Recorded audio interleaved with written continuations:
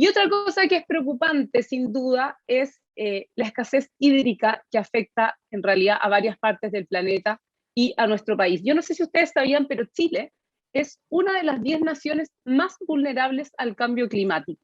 ¿Por qué? Porque reúne 7 de las 9 condiciones que han sido definidas para entrar en esa categoría por las Naciones Unidas.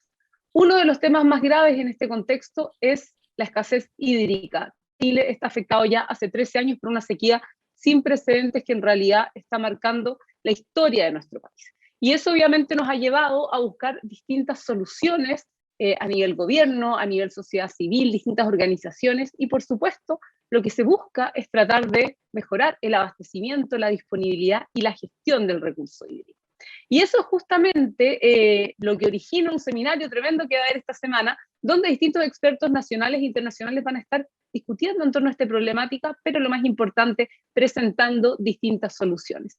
Y por eso hoy día estamos con uno de los que serán speaker en ese seminario. Él es Domingo Zarzor, director de innovación y proyectos de SACIR Agua España, con quien vamos a hablar de la tremenda experiencia que tiene ese país en este sentido. Domingo, buenos días, bienvenido. ¿Qué tal? Buenos días, muchísimas gracias por invitarme. No, gracias a ti por conectar desde España con nosotros en la ciencia del futuro. Es súper interesante poder conectar contigo porque primero me gustaría tener tu visión, de repente uno dentro del país ve las cosas de una forma, me gustaría tener tu visión respecto a qué tan crítica es la situación de Chile en términos de disponibilidad y uso del agua. Bueno, vosotros como chilenos sabréis mucho más que yo de cuál es la situación de Chile, pero efectivamente el clima está afectando a muchos países como España o Chile. Cada vez hay más necesidad de agua. Vosotros en Chile tenéis una industria que empezó a trabajar en el tema de la desalación para abastecerse porque había, de hecho, ya escasez de agua, y no dudo que en breve empezarán a construirse plantas desaladoras también para abastecimiento, para agricultura. Hay necesidad también de agua reutilizada. La situación es muy seria en muchos países y, como digo, España y Chile compartimos este problema. Vosotros, al igual que nosotros, tenéis zonas desérticas, más vosotros que nosotros. Quiero decir, es un problema grave y no tiene una fácil solución. Hay que trabajar con años de anticipación para no sufrir las consecuencias. Es cierto, Domingo, y en ese sentido, ¿qué lecciones podríamos aprender nosotros como país de España en cuanto a las soluciones para enfrentar la megasequía? Bueno, España lleva, en el tema de la desalación, empezamos en el año 60 y pico con la primera desaladora en las Islas Canarias. Lógicamente en las islas hay pocas aguas superficiales que utilizar y ya se vio esa necesidad. A partir de los años 80, con la sequía, las desaladoras empiezan a aparecer también en la península. La sequía ha seguido amenazándonos cíclicamente. Lógicamente, yo siempre digo que lo primero que hay que hacer es, primero, ahorrar agua, a continuación, reutilizar el agua hasta la última gota que podamos, y finalmente, si eso no es suficiente, complementar con la desalación de agua de mar en general, ¿no? En España hubo una época en los años, al final del pasado siglo, en el que llevamos a tener una sequía en toda la costa mediterránea, en la que, bueno, algunas poblaciones tenían que abastecerse incluso con barcos o con camiones, o había cortes de agua, y el gobierno tomó la decisión de hacer un gran programa de desalación, construyendo grandes desaladoras por toda la costa mediterránea, que llevan ya muchos años funcionando, y bueno, pues han sido un seguro de vida para municipios y para agricultores y industrias, etcétera. Domingo, y tú me hablas de ya varios años en el camino a esta solución de la desalación o desalinización. ¿Están las dos formas bien dichas o estoy equivocada? ¿Son las dos formas correctas? Sí, en inglés existe una única palabra que es desalination. Nosotros utilizamos desalación o desalinización. Algunas veces se ha intentado distinguir entre desalación para agua de mar y desalinización para aguas salobres, pero realmente se aplica casi indistintamente. No hay... En términos prácticos funciona. Sí, Mi pregunta iba a la evolución, o sea, parten ya hace varios años con esto. ¿Es una técnica o un sistema que se ha masificado en España? ¿Falta aún mucho camino por recorrer? ¿Cómo ha sido la evolución?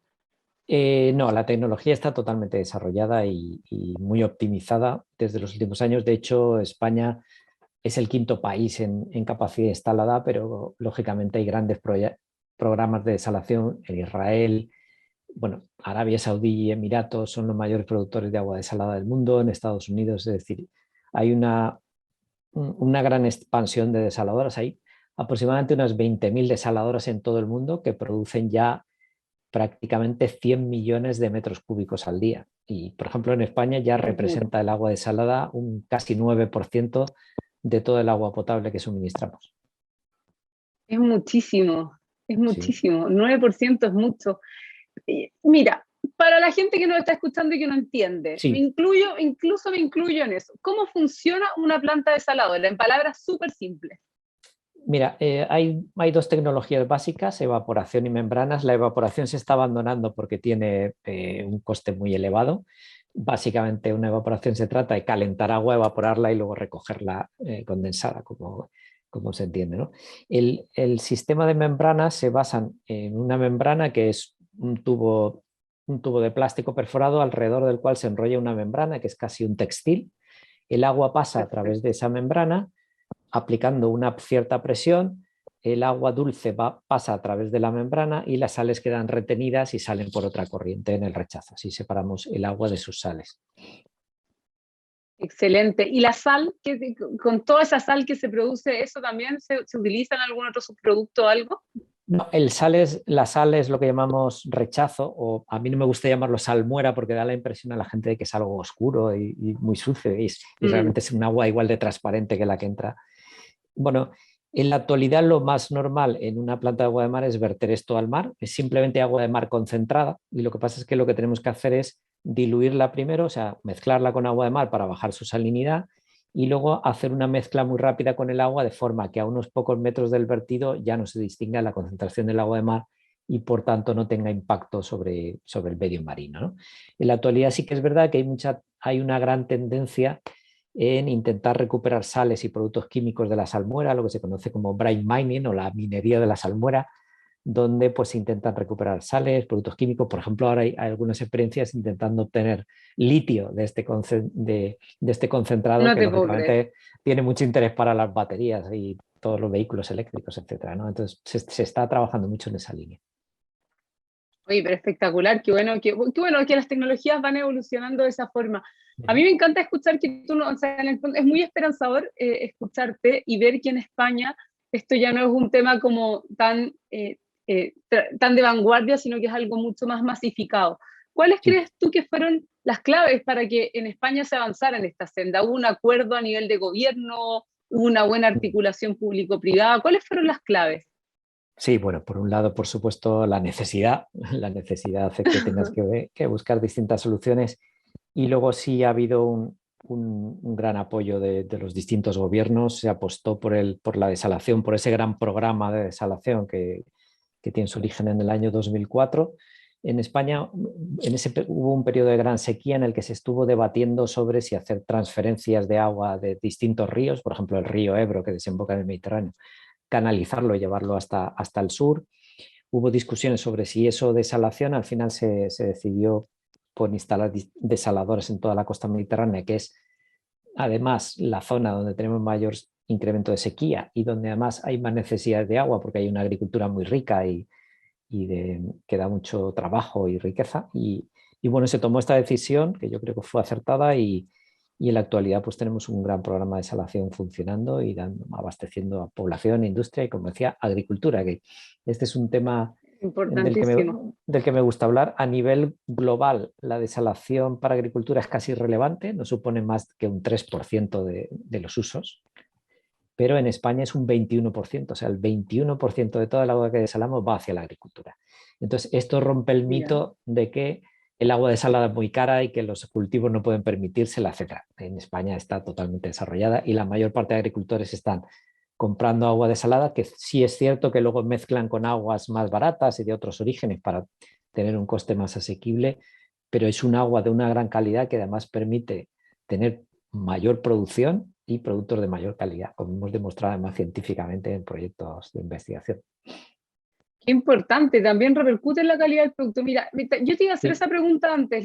Los millones de metros cúbicos de agua desalada que se generan también son para abastecimiento humano, para riego, para uso industrial. O sea, puede servir para cualquiera de las necesidades. Sí, el agua que sale de una desaladora es tan pura o tiene tan pocas sales que podemos preparar un agua casi, yo diría, a la carta, ¿no? Por ejemplo, en el caso de un agua para abastecimiento humano, tienes que añadirle sales porque es demasiado pura, tienes que añadirle cal o carbonato cálcico, remineralizarla, corregir su pH y entonces estableces un agua que es de una excelente calidad para abastecimiento humano, para el consumo de las personas. Buenísimo. Para la agricultura, lo que hacen los agricultores, como te decía, es mezclar esta agua que es muy pura con agua de otros orígenes, bien sea subterránea o aguas reutilizadas, de agua residual, etcétera. Y entonces obtienen un agua con una salinidad adecuada, porque ellos no necesitan una salinidad tan baja y con un precio eh, pues mucho más asequible, ¿no? Y la industria, pues también depende, de cada tipo de industria tiene unos requerimientos diferentes de calidad y en función de Por eso, pues supuesto. se prepara este agua. Oye, pero que es demasiado, es un mundo súper interesante y la verdad es que yo sé que para problemas complejos como el tema de las mega sequías que están Mm, afectando a distintas naciones, hay que mm, pensar en distintas soluciones. Además de la desalación, Domingo, ¿qué otras sí. soluciones están irrumpiendo en el mundo para hacer frente a esta problemática? Pues básicamente hablamos de los mal llamados recursos no convencionales. ¿Y por qué digo mal llamados? Pues Ya. porque cada vez son más convencionales. Y te hablo de la desalación y te hablo de la reutilización de aguas residuales. Tenemos que reutilizar cada gota de agua que nos llega a nuestras depuradoras porque es una pena verterla en el mar o otro tipo de, otro tipo de usos. Fíjate que además en el tema de la reutilización hay otro tema interesante o de polémica, ¿no? Y me lo preguntan mucho, ¿y nos podemos beber el agua? Por supuesto que sí, se la están bebiendo en Israel, se la están bebiendo en Singapur, donde además embotellan esta agua residual reutilizada y la venden en botellas, y se está haciendo en California. Por ejemplo, en España está prohibido por nuestra ley, extrañamente, que dice que solo se puede hacer en casos de emergencia, pero esto cambiará y no hay ningún Ay, riesgo. La tecnología está, podemos producir a partir de cualquier agua, podemos producir agua potable porque la tecnología está, es segura, sin riesgos y está encima de la mesa. Ahora ya se está oye, pero utilizando encuentro para, espectacular.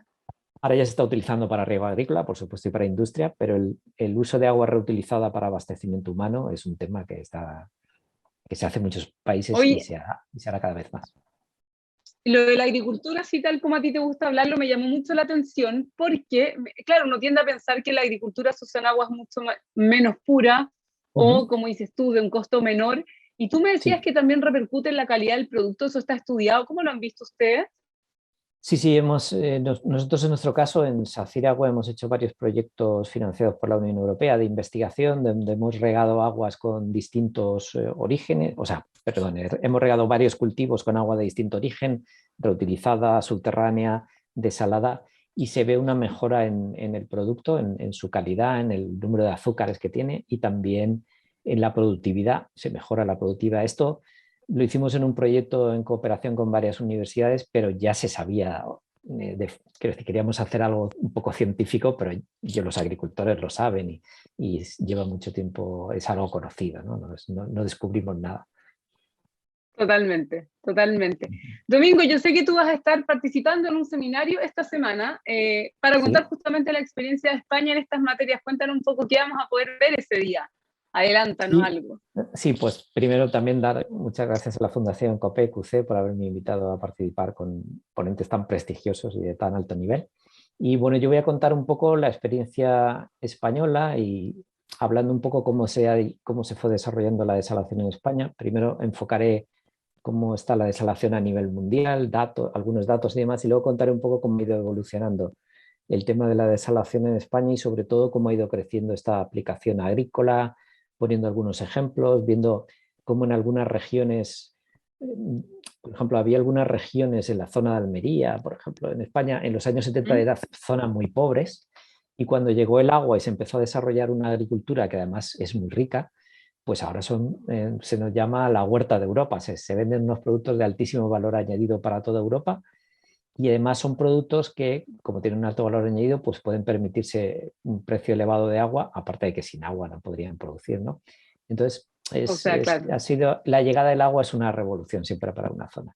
Y por eso yo creo que no queremos dar lecciones a nadie, porque aquí estamos para aprender todos unos de otros, pero creo que Chile puede tener grandes oportunidades de desarrollo de agricultura en zonas que a lo mejor ahora son desérticas o despobladas, e incluso generar empleo gracias a este tipo de agricultura, ¿no? Como hemos hecho en España o se hace en Israel o en otros países. Creo que hay grandes oportunidades. Sí, Además, vosotros tenéis varios miles de costa de donde podéis captar agua, o sí. sea que lo tenéis fácil para hacer desalación de agua de mar. Están todas las condiciones dadas y como dices tú, la agricultura es un sector que se ha visto súper afectado por la sequía y sin duda cualquier tipo de solución que aporte en este sentido va a ser buenísima y el compartir experiencias es fundamental en eso. Domingo, ya para ir cerrando, si tú tuvieras que, Sí, yo sé que es difícil decir que nos des consejos, porque uno no, como dices tú, no está para no, andar enseñando ni dar consejos, exacto. pero alguna recomendación para que como país pudiéramos avanzar de manera más efectiva en la implementación de estas soluciones. Desde el hecho de compartir experiencias internacionales y eso, ¿cuáles serían algunos tips que nos pudieras compartir? Sí, pues mira, yo ya te he dicho que yo creo que para mí, en mi opinión, lo más importante es buscar el ahorro máximo de agua, a continuación reutilizar cada gota de agua y cuando no se pueda complementar con agua desalada. ¿Qué cosas favorecen estas? Bueno, el ahorro ya sabemos que es lo que lo favorece. Campañas de concienciación son súper importantes para las tres cosas. Hay que concienciar a la población de que hay escasez de agua y que no podemos seguir gastando el agua de cualquier manera, ¿no? Y en el tema de la reutilización sí es muy importante que haya una regulación y una legislación que deje claro cuáles son las normas del juego. En España tenemos una legislación desde el año 2007 que ha funcionado muy bien, pero la Unión Europea sacó el año pasado una legislación común a todos los países europeos para la Buenísimo. regulación del agua reutilizada para agricultura. El no tener una regulación común en un país o en una región es una barrera incluso para la exportación de productos, porque si yo ahora pongo unas normas en mi país, pero me vienen productos no sé, de Marruecos o de otros sitios donde no hay esa legislación, pues tendrán problemas para entrar, ¿no? O sea, la regulación es fundamental. Por supuesto. Y también la concienciación, el hacer ver a la gente que el agua residual no es nada malo, simplemente es agua. A mí me gusta decir, por ejemplo, cuando me preguntan si se puede beber el agua, decir, el agua que estamos bebiendo ahora, con perdón, es la que mearon los dinosaurios hace millones de años. El agua es la misma, va dando vueltas. Entonces no hay que temer a ello, tenemos la tecnología para depurarla y demás. Y luego en el tema de la desalación, pues en España ha habido una apuesta clara por nuestro gobierno por invertir en la desalación, porque se ha considerado que generaba riqueza, empleo y solucionaba problemas de escasez de agua. Y bueno, pues yo creo que los gobiernos pueden actuar de dos formas, o bien invirtiendo directamente o favoreciendo que haya que las empresas inviertan, se establezcan modelos concesionales con cierta Totalmente. seguridad jurídica, etcétera, ¿no? Es la forma que adoptan otros países. Otros países, en lugar de invertir directamente, pues sacan concesiones y es la empresa privada la que financia los proyectos y luego pues va cobrando en el precio del agua durante una serie de años, etcétera. Buenísimo. Me encanta escucharte, Domingo, porque en general son los temas que siempre hablamos, ¿verdad? Políticas públicas, regulación Sí, y generar conciencia en la ciudadanía que finalmente el consumidor siempre tiene el aporte más importante que hacer, ¿verdad? Tiene ahí exacto. el poder y el poder de ver también cómo se relaciona con los recursos naturales. Gracias, Domingo, por estar con nosotros hoy día. Sin duda Muchísimas vamos a gracias. estar ahí atentos al seminario y espero que nos volvamos a encontrar alguna vez para hablar de los buenos resultados que ha tenido Chile en materia de desalación. Por supuesto, muchísimas gracias y podéis contar conmigo cuando queráis para cualquier tema. Encantado. Gracias, Domingo. Y bueno, gracias, Domingo, que estés súper.